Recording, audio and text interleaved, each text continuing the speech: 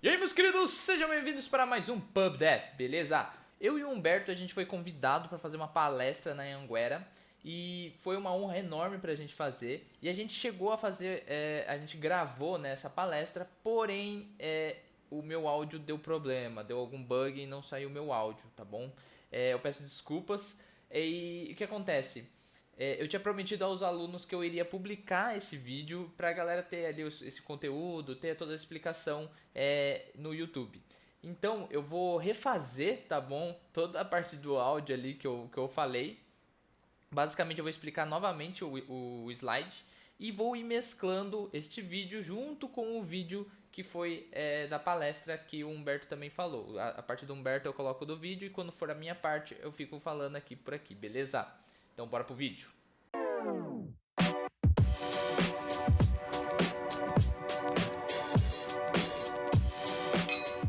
Na palestra de hoje a gente vai ver um pouquinho sobre híbrido, cross-platform e nativo, beleza? Isso são formas de você fazer um desenvolvimento mobile, beleza? E eu quero mostrar um pouquinho como funciona cada um deles para vocês terem uma noção de como vocês podem desenvolver e principalmente em quando você deve utilizar um ou outro ou o qual se aplica melhor para você ou para o seu projeto ou para sua empresa, beleza? Basicamente, quem sou eu? Eu sou um desenvolvedor mobile, tá bom? Hoje, atualmente, eu estou na Yamaha. Tenho mais de 5 anos de experiência na área mobile. Já experimentei de várias coisas como cross-platform, híbridos e nativos. E já passei por algumas multinacionais como a Liberty, Safra e Yamaha, beleza? E aí, Humberto, se explica aí. Bom, pessoal, como tá aí, meu nome é Humberto Rodrigues, eu sou desenvolvedor há mais ou menos uns 8 anos, estou envolvido com TI desde os 14, 15 anos, hoje eu estou com 26, faz um tempinho já, né? Estamos ficando velho, cara, tô me sentindo mais um pouquinho cansado. Trabalhar de madrugada já está me deixando um pouco mais cansado. Eu sou pós-graduado em arquitetura de soluções pela FIAP. Já trabalhei fora do Brasil com TI, eu trabalhei na Tata, na TCS, uma empresa indiana que presta serviço para N companhias no mundo. Eu trabalhei na conta da PwC, que é uma empresa que faz auditoria americana. Trabalhei no Uruguai, né? Não sei se eu falei, com eles lá. Atualmente eu estou numa fintech do Grupo Santander chamada Super Digital. E eu sou desenvolvedor back-end e é isso que eu faço da vida. Bom, a gente tem aqui nosso canal, beleza? Esse canal é onde eu tô publicando esse vídeo, então basicamente, se você está vendo esse vídeo agora, quer dizer que você está acompanhando nosso canal. Eu agradeço muito. E, por favor, compartilhe, deixe o seu comentário, curtir e principalmente assinem no sininho para vocês receberem os novos vídeos, beleza? Que o YouTube é meio zoado para essas coisas, beleza? Hoje a gente vai dar uma olhada, tá bom, em alguns cases de sucesso, tá bom, de aplicativos Android, iOS e tudo mais. E eu quero perguntar para vocês o que vocês acham desses aplicativos, o que vocês diriam sobre esses aplicativos. Porque hoje a gente tem aqui eu vou mostrar para vocês um Instagram, que é muito famoso, todo mundo utiliza, e nós temos o Nubank. Nubank também, super famoso, e que muitos utilizam, né? E muitos não sabem que esses aplicativos não são nativos, tá bom? O Instagram é feito em React e o React Native, né? E o Nubank é feito em Flutter, né? Então, você vê que eles funcionam perfeitamente bem, são bem otimizados, tudo mais, e não são feitos em nativo. E aí você vai entender o que é o nativo, o que é cada um deles, beleza? E aí a gente vai ver aqui um pouquinho sobre nativo, híbrido, PWA e cross-platform, tá bom? A gente vai ver isso na palestra de hoje. O que é um nativo, tá bom, gente? Basicamente, pensem bem genericamente, tá bom? Que eu quero que vocês não decorem, mas sim aprendam como funciona cada coisa e tentem capturar o máximo de informação possível. Porque não vai ser essa palestra que vocês vão sair sabendo de tudo. Então, tentem captar aos pouquinhos como cada um funciona, que aí quando vocês forem estudando mais pra frente, vocês vão começando a entender mais coisas, tá bom? Então aos pouquinhos você vai adquirindo esse conhecimento e no final ali, mais pra frente, você vai ter um conhecimento vasto, beleza? Basicamente, o nativo, ele tem acesso aos recursos nativos, tá bom? O que é os recursos nativos? Câmera, lista de contatos, sei lá, Bluetooth, Wi-Fi, todos esses, gerenciamento da bateria, todos esses itens são recursos do aparelho, tá bom? São os recursos do seu aparelho e basicamente quando você desenvolve Android e iOS, eles têm acesso direto a esses recursos, beleza? E para desenvolver para Android, a gente tem duas linguagens, tá bom? O Java e agora atualmente o Kotlin, tá bom? O Java, ele pertence à Oracle. Então, o Google, quando utilizava ele antigamente, o Java, ele precisava pagar para a Oracle para utilizar, né, do Java para o desenvolvimento Android. Então, a Google não curtia muito, principalmente porque o Java ele é muito verboso, tá? Tipo, você precisa escrever um monte de coisa para sair um trecho de código. E no Kotlin, diferente disso, ele é muito mais simplificado, tá bom? Imagine assim, eu preciso fazer bem... Só imaginem, tá bom? Só para vocês terem uma ideia. No Java, eu gastava 5 linhas de código para fazer uma ação. E aí no Kotlin eu faço essas mesmas ações em uma única linha. Então, tipo, ele se tornou uma coisa mais enxuta, uma coisa mais clean. Que aí, quando você olha pro código, você já entende, beleza? Você paga royalties para Oracle.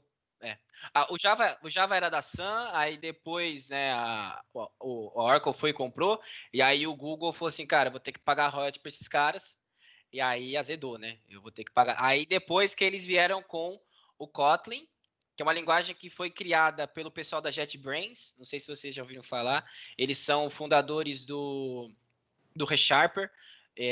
Tem várias outras ferramentas também que eles criam, mas, por exemplo, o ReSharper é uma ferramenta que te ajuda a desenvolver. Ele te dá dicas de desenvolvimento quando você está utilizando .NET, essas coisas, saca? Então, eles criaram Kotlin e aí o Google falou assim, cara, é uma linguagem menos verbosa, vamos partir para ele. E hoje a linguagem oficial, tipo, mais uma linguagem oficial para desenvolvimento para Android é o Kotlin.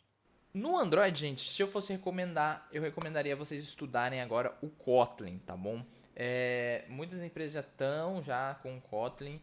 Java geralmente são aplicações legadas, tá bom? Então, tipo assim, aplicativos já que já foram criados em Java, os caras só estão dando manutenção em Java. Então, meu, a Java é bastante verboso, eu não gosto, eu já desenvolvi bastante, mas tipo, meu, eu prefiro muito mais agora pegar o Kotlin, principalmente para vocês que estão começando, então vai a dica aí.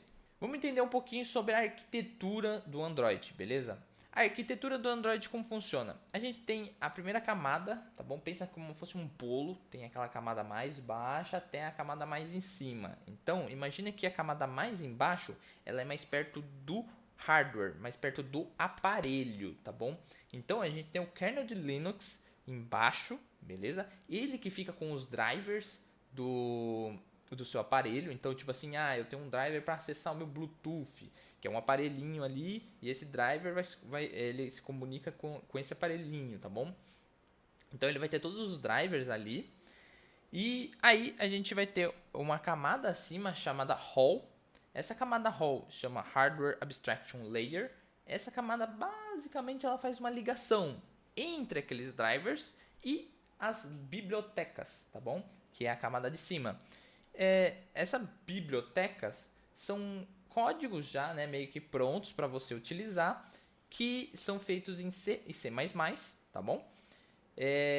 E aí ele faz, vai ter vários tipos de biblioteca ali, tem SQLite, tem OpenGL, que é para você mexer com gráficos, né, basicamente o seu layout, né, em si.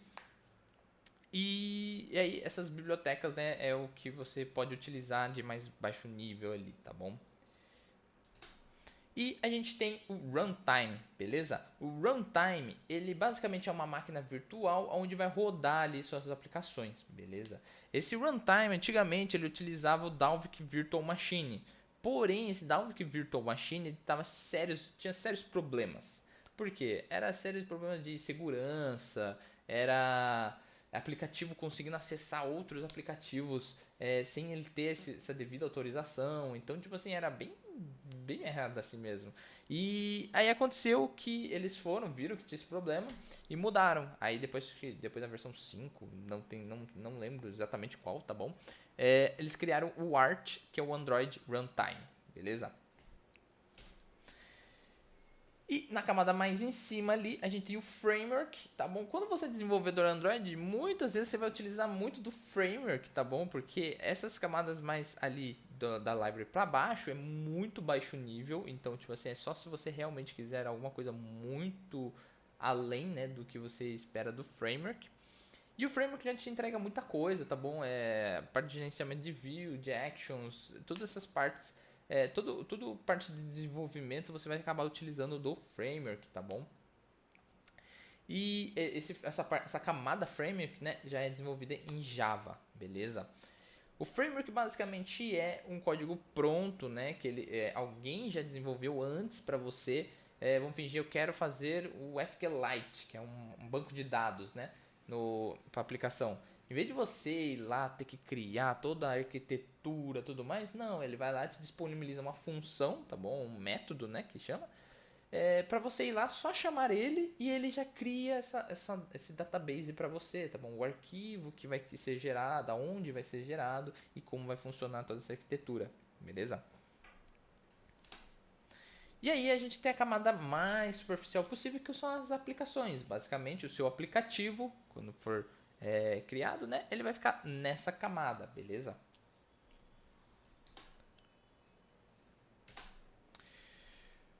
Basicamente assim, a gente tem a linguagem Java e a linguagem Kotlin, beleza?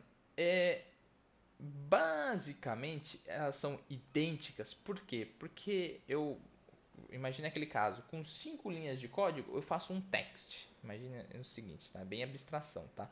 5 linhas de código, eu faço um text no Java. Só que aí no Kotlin, com uma linha de código, eu faço um text também. Esses dois códigos são o mesmo, porque quando ele for compilado, ele vai gerar um mesmo bytecode, tá bom? Um mesmo bytecode que vai ser levado para o meu Art, meu Android Runtime, e vai ser exibido para mim, tá bom? No meu aplicativo. Então, a compilação de Java para Kotlin são a mesma, beleza? Tipo, o Kotlin é basicamente o mais simplificado, digamos assim, facilitando Sim. o serviço do desenvolvedor, pode dizer. Ele é menos doloroso para você escrever, sabe? Então, para você printar uma coisa na tela, você no Java é system.print.out.write, aí você põe E tipo ponto, e ponto, e lá vai. e ponto, e ponto, e ponto, e ponto, e mais um ponto de ponto, saca? Então, é muito verboso, saca? Então, é Economizou complicado. bastante tempo também pro cara que tá desenvolvendo, né? Tipo, o cara, desenvolvedor Android, o cara procura tempo também. Exatamente. E programador, rapaziada, programador é preguiçoso, saca? Então, o negócio não é escrever muito, é escrever. O bom programador é o cara que escreve pouco, que faz muita coisa. Então, quando o menos é mais, menos sempre vai ser mais, quase. Mas, né, nesse caso, quando o Kotlin veio, a galera abraçou bastante no mercado, porque trouxe mais simplificou muito mais as coisas. Né? Sim, e sem contar que você consegue utilizar, por exemplo, o IntelliJ, que é uma ideia da JetBrains, para poder fazer o desenvolvimento.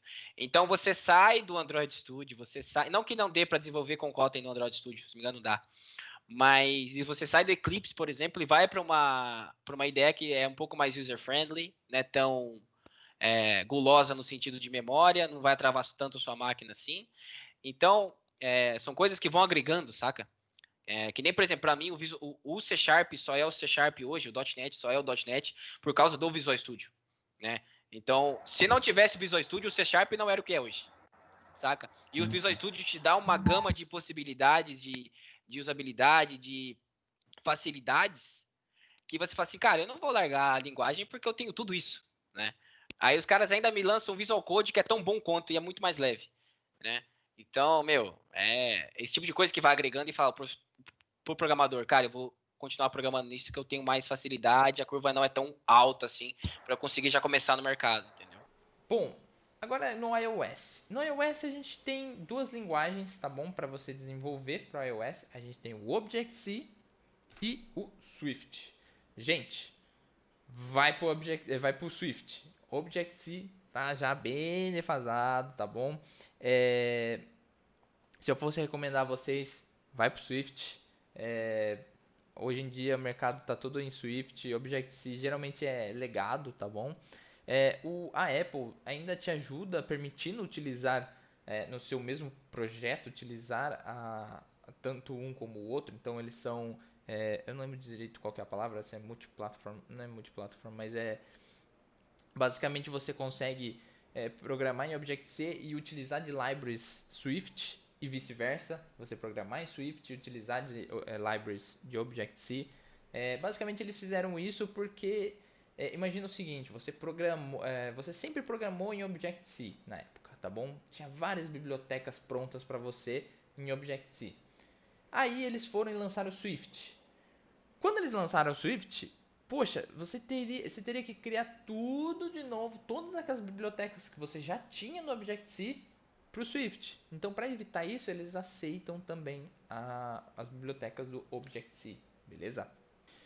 Vamos agora a arquitetura do iOS para vocês entenderem mais ou menos, tá? Não quero que vocês decorem todas essas camadas, tá bom? É só para vocês terem uma ideia, vislumbrar ali de como que é cada camada e que se você for vendo, né, existe essas camadas e conforme eu for explicando as demais arquiteturas, né, aí vocês vão entendendo que por isso que alguns são mais performáticos, outros não, beleza? Então, camada mais baixa, Core OS. Esse Core OS ele foi desenvolvido em Unix, tá bom? Cara, basicamente ele é igual ao kernel de Linux, tá bom?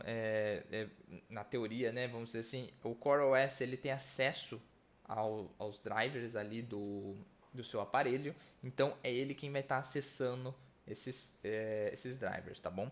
E ele que disponibiliza também os Core Services, né? Que são serviços que a sua aplicação vão utilizar. Todas as aplicações do iPhone eles têm, vamos dizer assim, que são serviços que todo app utiliza, tá bom? Então, esses serviços são meio genéricos, né? Então, eles são mais baixo nível para a galera conseguir acessar. A gente vai ter uma camada acima que é o Media. Esse camada Media basicamente ele faz gerenciamento do seu áudio, vídeo e gráficos, tá bom? Da sua tela. Então, basicamente é ele quem vai gerenciar essa parte para você. E o Core OS vai gerenciar a parte ali mais de serviços e também para gerenciar a parte dos drivers que ele vai acessar para você. E aí a gente tem a nossa última camada oficial, tá bom? Que é o Cocoa Touch. Cocoa Touch, ele tem esse nome, mas pensem que ele é igual ao framework do Android. Então, o Cocoa Touch é o nosso framework, vai ter códigos prontos, tá bom? Que você vai utilizar. Então, você vai lá, como desenvolvedor, você vai lá e utiliza desses códigos para conseguir fazer o seu desenvolvimento iOS, beleza? Ele é mais alto nível e oficialmente, quando você olha no site da Apple, esses são as camadas, tá bom, da sua aplicação iOS. Eu vou colocar aqui uma camada chamada application, só para vocês terem noção que o seu aplicativo, né, em si vai estar acima todos esses caras, e aí esse aplicativo que acessa o Cocoa Touch, que acessa o Media, acessa o Core OS e assim vai, beleza? Mas é só para vocês terem uma noção, beleza? A questão do iPhone, tipo, tem muito a ver a questão de, tipo, muitas vezes iPhone a gente pega aí que iPhone tem menos RAM que Android, tipo, até mesmo os mais novos. Tem muito a ver com o fato de ser menos camadas ou tipo... O Android ele é bem, como ele é aberto, né? Cada um consegue chegar lá e criar um driver. O que é um driver? Para explicar para vocês o que é um driver. O driver é um tradutor, tá? Então ele traduz o que está lá de fato no hardware, porque a aplicação está pedindo. Então ele é um intermediador, saca? Então o cara, tira a foto da câmera, tira uma foto. Aí ele acessa um drive e fala, tira a foto. Aí o drive fala assim, hardware, tira uma foto para mim. E uma galera desenvolve esses drives aí. É uma farofada. Já com a Apple, os caras desenvolvem o hardware, os caras desenvolvem os drivers. Então, eles sabem cada pedacinho do hardware deles, aonde que o calo aperta, onde o calo não aperta, qual que é a melhor maneira de se comunicar do driver, se comunicar com o hardware e da aplicação se comunicar com o driver. Então, por isso que os caras falam, pô, o Android, o iOS é muito melhor. Por quê? Porque ele tem esse tradutor, ele é muito mais performático, entende? É por causa disso. Só recapitulando, então, quando a gente está falando de Android e iOS, que são aplicativos nativos, eles acessam recursos nativos direto. Beleza? Então, show. Agora a gente vai para o Web App, tá bom? O Web App vamos dizer assim, ó, vocês aprenderam o que é o nativo, beleza? Nativo acessa direto as coisas. Show. Aí a gente vai contar uma historinha, tá bom? O que acontece? Antigamente, quando tinha lá seus desenvolvedores Android e iOS, imagina o seguinte, cara, a galera é caro ainda, tá ligado? Você ter um desenvolvedor iOS e um Android. E nem toda empresa conseguia ter esses desenvolvedores. Porém, e imagina também que isso aqui era muito novo. Tipo, a galera não era meio que difícil. A curva de aprendizado era difícil para a galera pegar do nada assim e começar a desenvolver Android e iOS. E aí o que acontece? A galera, as empresas já tinham muita aptidão com sites. Então, o que eles falaram assim? Pô, o que aconteceria se eu fizesse um app? Dentro desse aplicativo eu colocaria o Google, vamos dizer assim, tá bom? Que a gente chama de WebView. A gente coloca lá o browser ali dentro, tá bom? E eu abrisse um site lá dentro. Só que aí o site eu deixo ele todo bonitão para parecer um aplicativo. Então foi feito isso. Então surgiu-se o Web App, tá bom? Que era basicamente um aplicativo que lá dentro tinha um WebView, né? Que a gente também conhecido como browser. E desculpa, né? O WebView não é conhecido como browser, mas o WebView funciona no motor do browser do seu aparelho. E basicamente esse browser ele abria um site que estava lá publicado. Então imagina o seguinte, eu teria o site do Instagram. Aí nesse site do Instagram eu ia lá no meu aplicativo, ia nessa minha WebView e colocava o URL do Instagram. Aí quando abria o aplicativo ele abria o site do Instagram aqui no meu aparelho, beleza? Só que tem um grande porém, ele só funcionava online.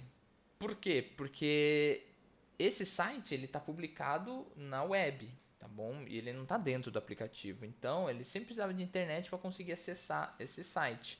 E para acessar os recursos nativos ainda, nossa senhora, você tinha que fazer outras gambiarra para você conseguir acessar alguma coisa, tá bom?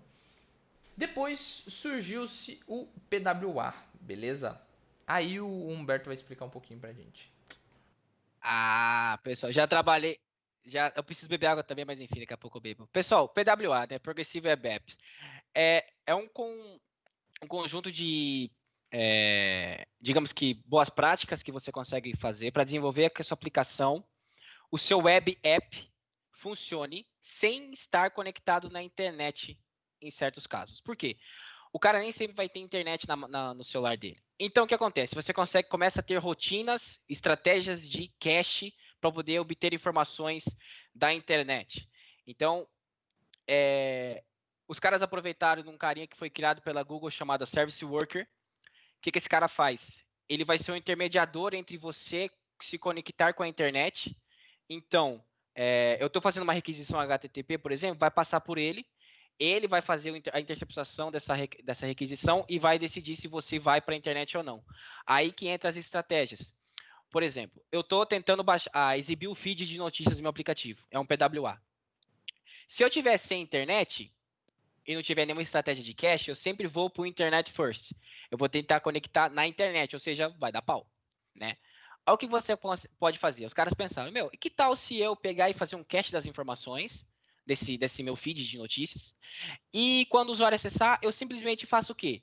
Eu vou primeiro para o meu cache, pego as informações lá, e por detrás dos panos eu tento conectar na internet, atualizo o meu cache aqui, e depois, quando o cara tiver com a internet de novo, eu exibo as informações para ele, né? Então, essas estratégias começaram a entrar, né, nesses aplicativos. Então, que nem o Naga falou, né, no web app, você está sem internet, você não tem aplicativo. Nesse caso, ele começou a dar essas possibilidades para você. E aí, o que acontece? Com isso, com o Service Worker vindo também na parada, você consegue ter notificações na sua aplicação, né? Então, você consegue ter notificações, por exemplo, alguém mandou mensagem para você, ó, tá aqui, ó, o Humberto mandou mensagem para você, aí chega uma notificação no seu celular, você consegue abrir, você consegue instalar um aplicativo no seu celular e também no seu computador, tá? Isso não é uma exclusividade somente de aplicativos, CPWA, assim, né? Progressive Web App. Você consegue também fazer a instalação desses caras no seu Windows, por exemplo, fazendo a busca do aplicativo na Web Store, na Store dele, tá? Então, que mais, né, que ele consegue fazer para você? Você consegue ver se o cara tá com internet ou não, o nível de bateria, né? Porque os caras que desenvolvem os motores dos browsers começaram a identificar o quê? Estão utilizando isso, eu vou começar a dar um pouco mais de API para eles acessarem as coisas do dispositivo para melhorar a experiência deles como desenvolvedores para poder trazer isso para os usuários. Então, eu consigo fazer a instalação de um cara do aplicativo, né? Consigo abrir ele full screen. Vocês podem achar que tipo, isso não é nada, mas, faz maior diferença quando você abre o aplicativo, ele está 100% full screen, não tem aquela barrinha embaixo, assim, que você, tá, então eu não estou no aplicativo, eu estou no navegadorzinho. Que mais? Ver nível de bateria, ver nível de sinal, acessar os arquivos do dispositivo. Então, o PWA começou a trazer essas possibilidades, né? Então, quem não tem tanto dinheiro, conseguia ir para esse cara e conseguia se dar bem. Tá? Se você não precisava exigir tanto do seu hardware, do seu dispositivo, para poder entregar o que o seu negócio ou que o seu cliente precisa. Tá? É mais ou menos isso aí que o PWA é. E vocês falam, nossa, deve ser mó difícil, meu Deus do céu. Não, cara, galera, é um arquivinho, .manifest, que você coloca lá e já era. É assim que funciona. Tem um site que chama whatwebcando.today, se não me engano. Você entra lá e você fala, cara, deixa eu acessar aqui. Exatamente. Deixa eu ver se eu consigo. Deixa eu compartilhar a tela rapidinho, Nagai. Por exemplo, aqui, pessoal, vocês estão vendo minha tela? Sim. Ó, por exemplo, o que eu consigo... Deixa eu ver aqui, Home Screen Installation. Ó, para eu conseguir fazer o Home Screen Installation, eu preciso colocar esses carinhas do meu manifest, adiciono esses eventos, né? Olha só a compatibilidade com os browsers, né? Quais browsers que dão suporte? O Safari, ele dá suporte parcial ou nenhum suporte. Olha o Chrome que é da Android mesmo, que é Google, né? É 100%. Qualquer versão dele vai te dar acesso, vai te dar suporte a essa funcionalidade. Então vocês começam a ver que a Apple não é tão legal assim para disponibilizar recursos bacanas que você fala, vou fazer um aplicativo, vai todo mundo usar. Todo mundo que tem Android, tá? Não é todo mundo que tem um iPhone que vai usar, tá? Então tem várias outras coisas também, né? Então, eu quero, por exemplo, fazer um recorde de mídia, gravação, né? Ó. Exato, entenderam? Então tem essa parada. Mas com certeza funciona em muitos dos casos, tá, gente? Isso é mais um sabor que você consegue ter para desenvolver para mobile. E você consegue reaproveitar, você consegue utilizar desses princípios, né? Dessas boas práticas no seu site e automaticamente o seu site vira o seu aplicativo. Entenderam? Com aquele botãozinho de instalar, saca? Então, por exemplo, aqui ele tem um botãozinho aqui para mim, ó. Eu quero instalar no meu computador, porque ele tem um manifest, eu consigo instalar esse cara da minha máquina. Entendem? Então, enfim. Ó, agora tá instalado aqui, eu tenho ele instalado no meu computador. Entendem? Parece um aplicativo normal, mas no fundo é um site HTML. Entendeu? Enfim, é isso, né, cara? Felipe, pode falar. Vou falar.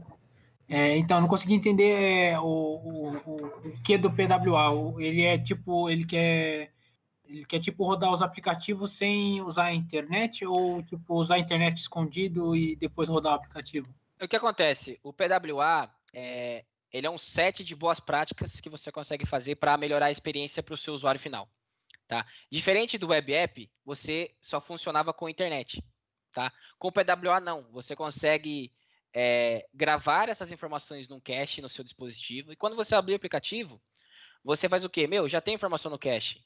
Eu tô com a informação aqui no meu celular, eu não preciso ir para a internet. É uma informação relevante que eu tenho que buscar na internet na hora? Não, então eu consigo abrir meu aplicativo, o usuário continua tendo uma experiência boa, tá?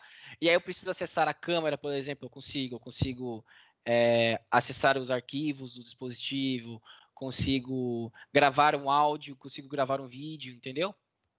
É um atalho, tá? Bom, aí a gente imagina uma timeline, tá bom? A gente foi lá, aprendeu o que é o nativo, aí o nativo surgiu, beleza.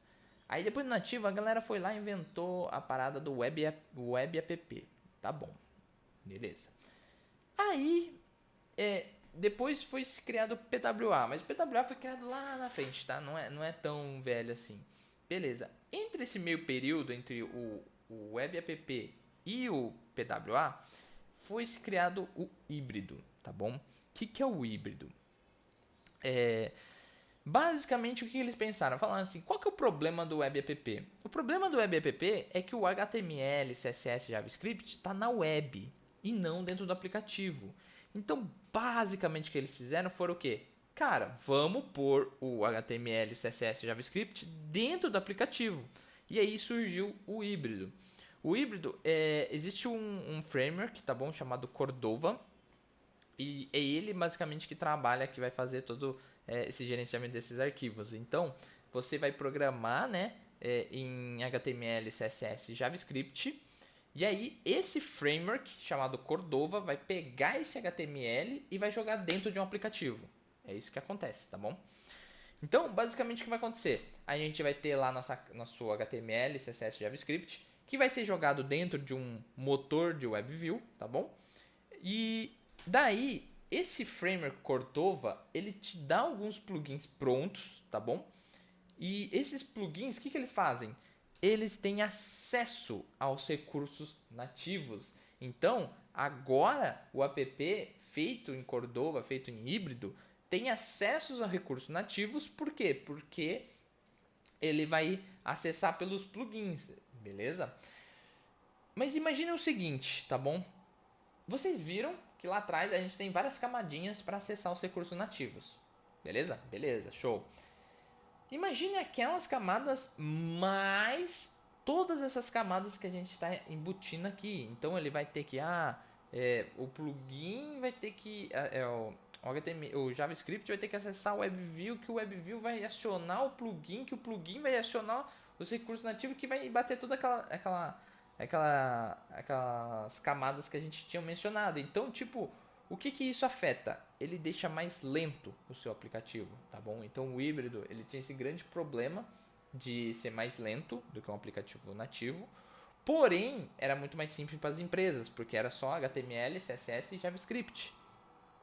Tinha um grande outro problema que acontece. A camada mais baixa ali do Android, que eu esqueci de mencionar, tá? Que é o kernel do Linux, ele é open source. O que isso quer dizer? Qualquer um pode pegar aquele código e desenvolver em cima. E o que acontece? Muitas empresas acabam fazendo algumas modificaçõezinhas nesse kernel, que é o caso da Samsung, Asus, Xiaomi. Eles pegam e fazem algum tipo de modificação. E o grande problema é que quando eles começam a fazer algum tipo de modificação, que acontecem as incompatibilidades, beleza? O browser também é afetado, tá bom? E o WebView, ele utiliza do motor desse browser. E aí acontece de algumas vezes assim, o layout no aplicativo na Asus funciona, mas aí quando vai ir pro Xiaomi, ele dá uma cagadinha, porque ele não conseguiu ler o CSS, ele não conseguiu utilizar das mesmas funções do JavaScript. Então, tem esses probleminhas que acontecia, e além da questão de performance, beleza? Aí a gente vê aqui que no híbrido a gente pode utilizar o Cordova. O Cordova é também conhecido como PhoneGap já muito antigamente, tá bom? É bem antigo, eu não recomendaria vocês verem isso, a não ser que vocês queiram só para estudo, mas tem o Ionic, tá bom? O Ionic hoje já está na versão 5 ponto alguma coisa, e ele já está muito bem mais polido, muito bem mais trabalhado, beleza? Então, se vocês fossem ir se vocês são de front, né, vamos dizer assim, que gosta de HTML, gosta de JavaScript, gosta de CSS, vão pro Ionic, porque aí o Ionic ele suporta Angular, suporta React, suporta Vue.js, são todas frameworks, né, que trabalha pro front-end, que você consegue utilizar no Ionic para desenvolver pro Android e iOS, beleza? O Ionic ele utiliza, né, por baixo o Cordova, mas hoje ele está tirando isso, né? Porque eles também não gostam muito de estar utilizando o Cordova. E aí hoje eles têm o Capacitor, beleza? Mas você consegue utilizar os dois ao mesmo tempo. Pelo mesmo motivo que lá na Apple, né? Eles fizeram pro Objective-C e pro Swift. Tinha muitos plugins pro Cordova. Então o Ionic, para não perder esses plugins, ele também aceita ainda o Cordova e o Capacitor também, beleza? E aí a gente tem aqui, né? Eu recomendo, para quem quiser utilizar híbrido, para companhias, para as empresas, né, que tem muitos recursos de front-end, que sabem muito Angular, sabem muito React. Tudo bem que o React ainda tem o React Native, mas se você quiser, pode. Então, tipo assim, você pode estar utilizando o Ionic, beleza? Lembrando que, assim, gente, qualquer uma dessas linguagens, qualquer uma desses frameworks, quando bem feitos, são aplicações boas. A grande questão é que você tem que saber qual usar.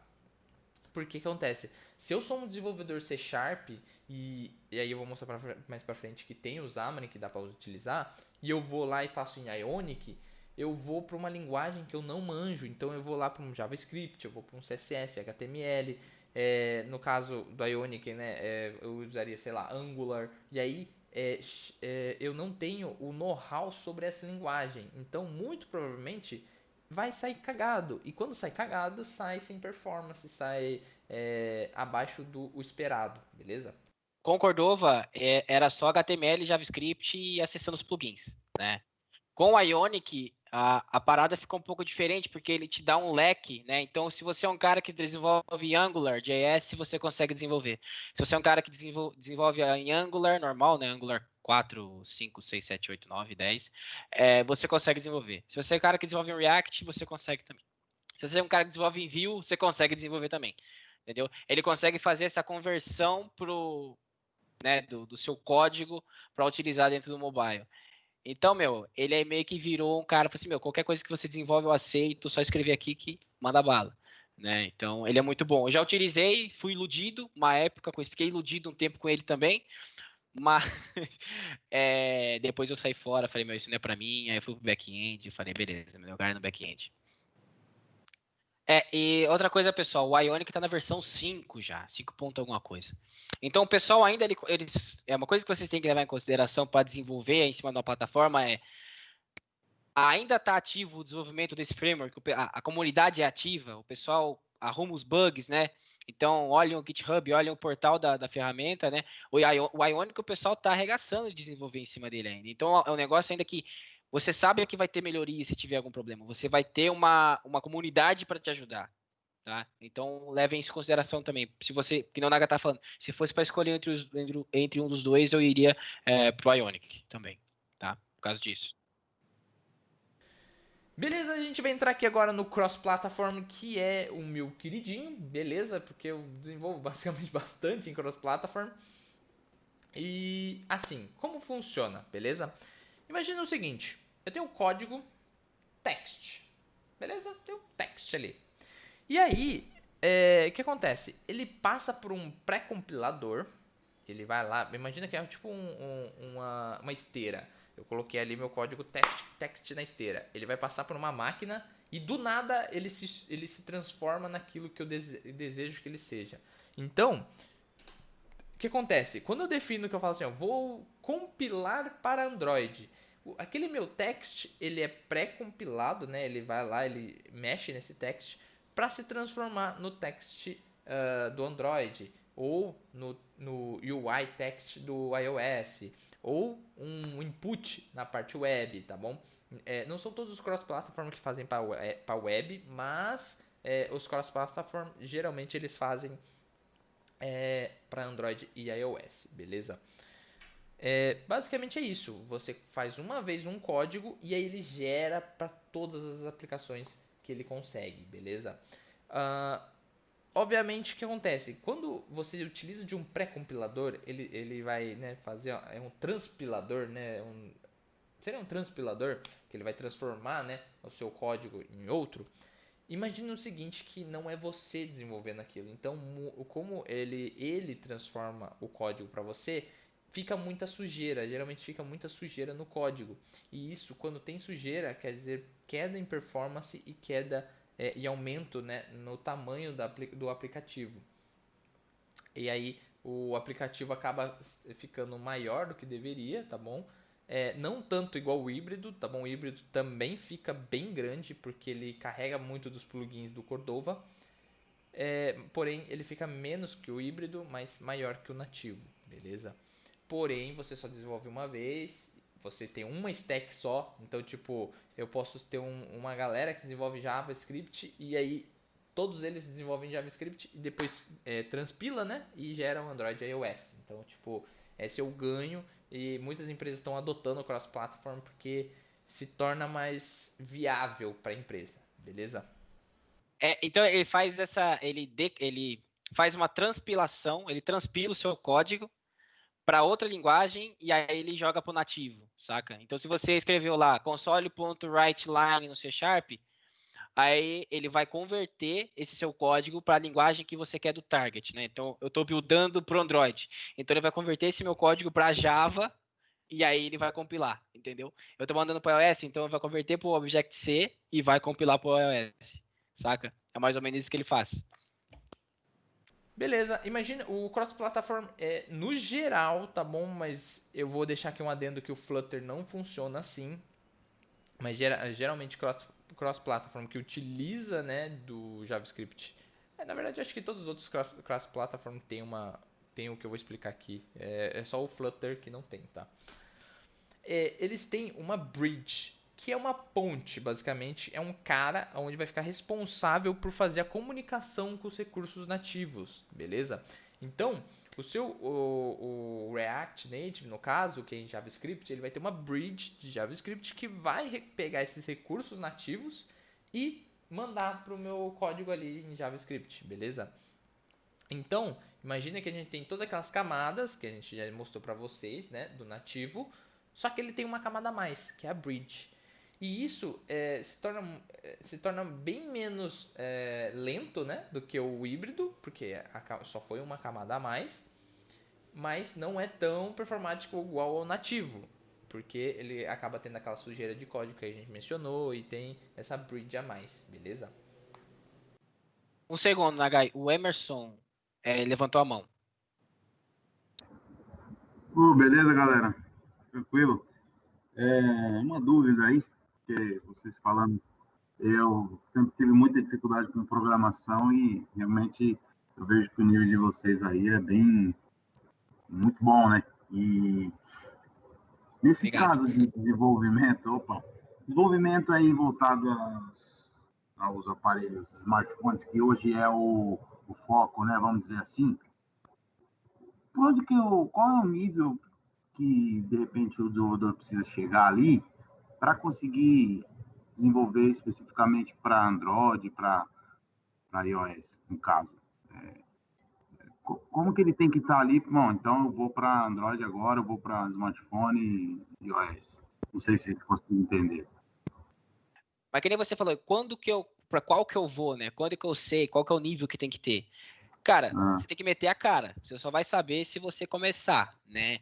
Então, comece a fazer um aplicativozinho que tenha 2 campos. Aí você, beleza, consegui desenvolver uma telinha aqui.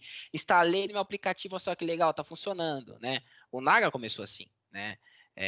Ele fazia jogo depois de um tempo, ele começou a criar jogo com esse negócio. E a pegada do Naga, por exemplo, tentar trazer isso para games, foi a maneira que ele encontrou para poder se entrar no desenvolvimento e conseguir, por exemplo, eu estou desenvolvendo uma coisa que deixa eu feliz, me dá um certo tesão de fazer, né?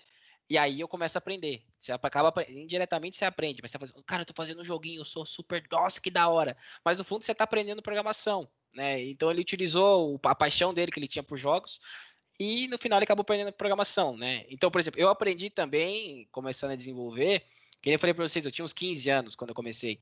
Eu pegava os problemas de matemática que eu tinha no ensino médio, criava programas para poder resolver os problemas.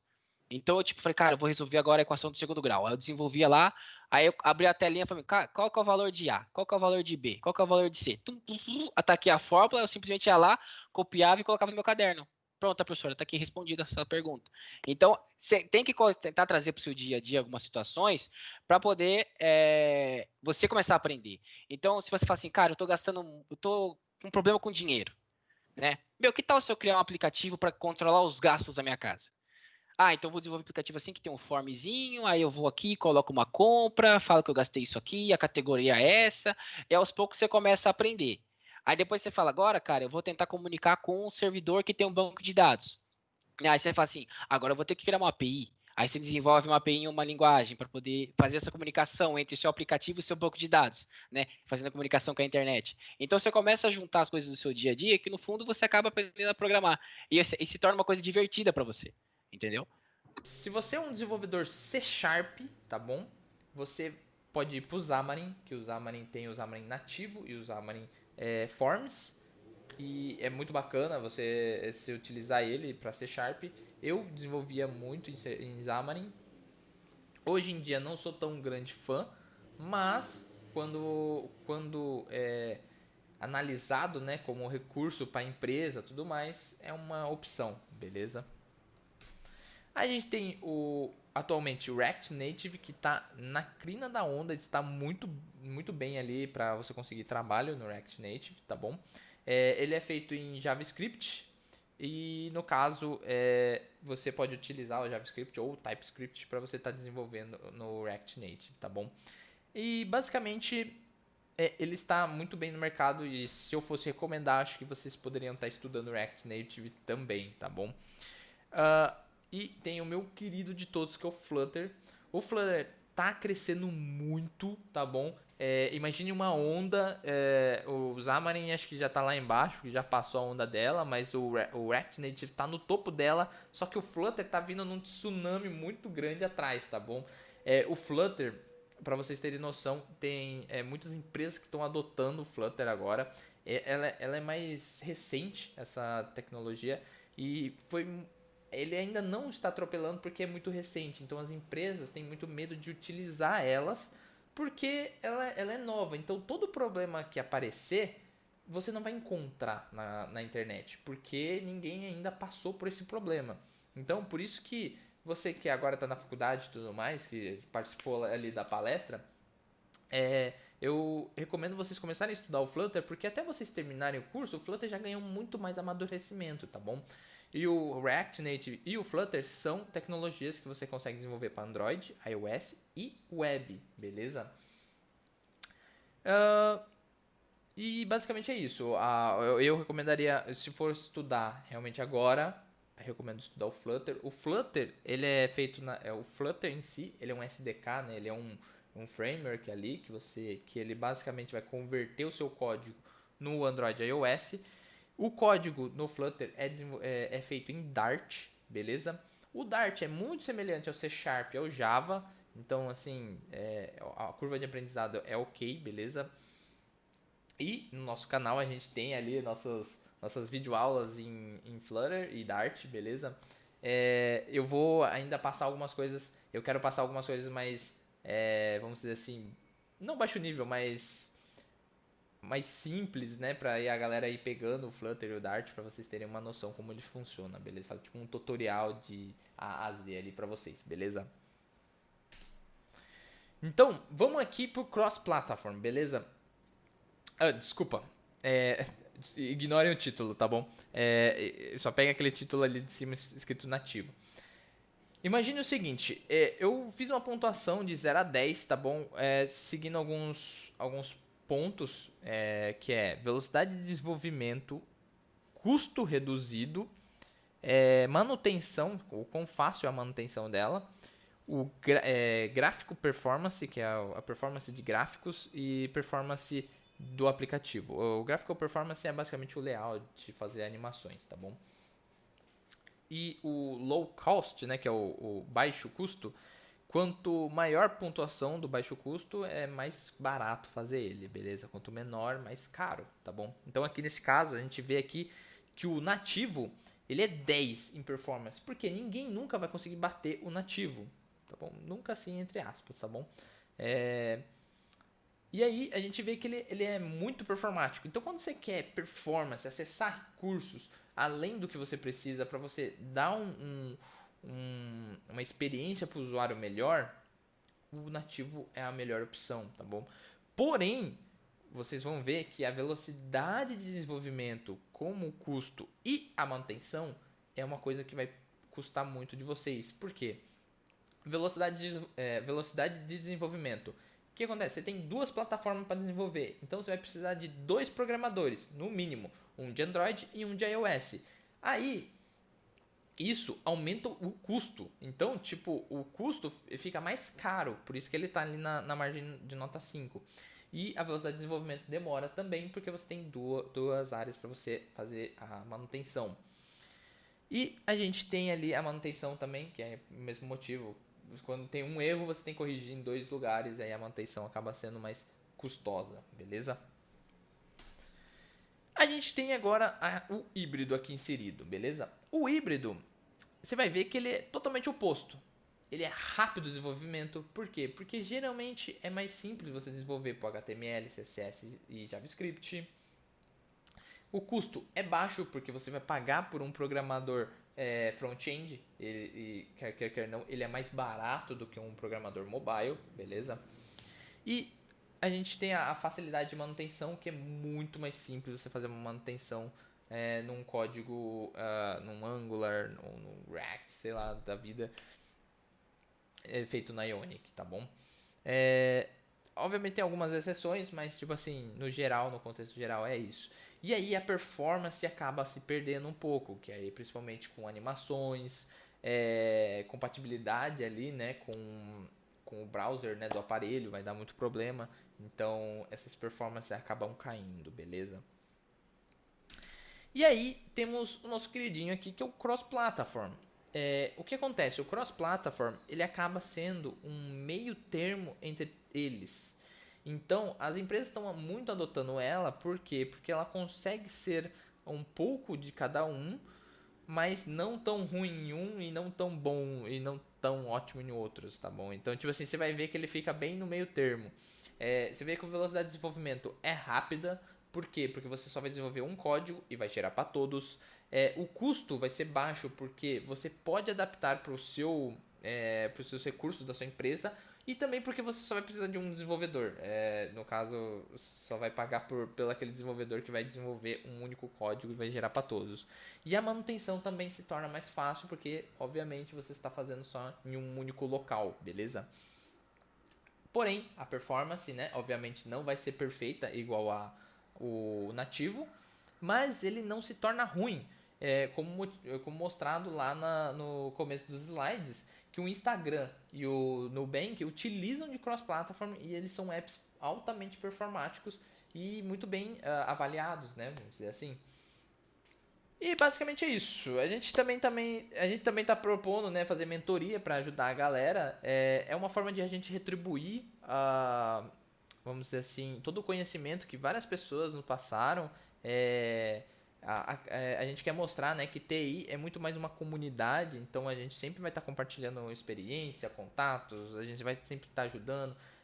Vocês podem perguntar pra gente pelo Instagram ou mesmo pelos nossos contatos para ver, tipo, queria saber sobre qual a melhor tecnologia estudar, onde eu deveria me direcionar. A gente também está ajudando em currículos, indicando para outras empresas, porque a gente acaba tendo bastante contatos com outras empresas com várias stacks, né, várias tecnologias, e a gente vai passando para vocês, e isso ajuda o mercado. Obviamente a gente dá aquela ajudinha, fala assim, estuda isso, estuda aquilo, dá aquela direcionada nas pedras, porque quando a gente começou a gente não teve isso, mas graças a Deus a gente teve a sorte de seguir os caminhos das pedras, e aí a gente quer passar isso para vocês. E é uma forma de retribuir todas as pessoas que ajudaram a gente de alguma forma nesse nosso percurso, nesse profissional, né? Vamos dizer assim. E, obviamente, não deixem de curtir o canal, beleza? Que o canal é muito importante pra gente. A gente tá querendo ali bater os 1000 inscritos. E a gente vai sempre publicando novos vídeos. A gente tá querendo fazer, nós estamos fazendo lives pra discutir sobre assuntos polêmicos, publicando novos vídeos sempre. E agora eu vou tentar fazer também um tutorial ali de A a Z pra você desenvolver no Flutter, beleza? E basicamente é isso.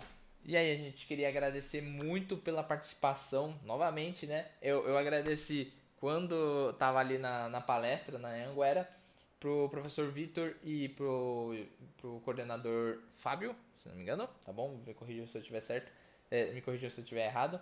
E eu queria agradecer realmente muito de coração, porque isso foi uma experiência ótima. A gente nunca tinha feito isso, a gente na verdade tinha feito outro com a Anguera, que a gente fez ali só para uma sala, mas foi um bate-papo muito bacana, a gente conseguiu explicar, passar, a gente conseguiu ver vários dos alunos interagindo e isso realmente foi muito gratificante pra gente. E muito obrigado a todos e principalmente muito obrigado por terem visto esse vídeo até aqui, beleza? Valeu, tchau! Isso era um sonho nosso, pessoal, para vocês terem ideia. Isso. Tá falando com o pessoal da faculdade, assim, dando palestra, era um sonho que a gente tinha, mas a gente sempre imaginava que estava bem distante, saca? Quando a gente criou o canal lá atrás e as coisas estão acontecendo, sabe? Então, isso é mais um sinal que a dedicação e o comprometimento tem frutos. Você consegue colher frutos, tá? Então, enfim, fica aqui meu agradecimento para vocês, por vocês terem participado, terem assistido com a gente, tendo assistido aqui com a gente, e espero que vocês tenham aprendido alguma coisa, tá? De coração.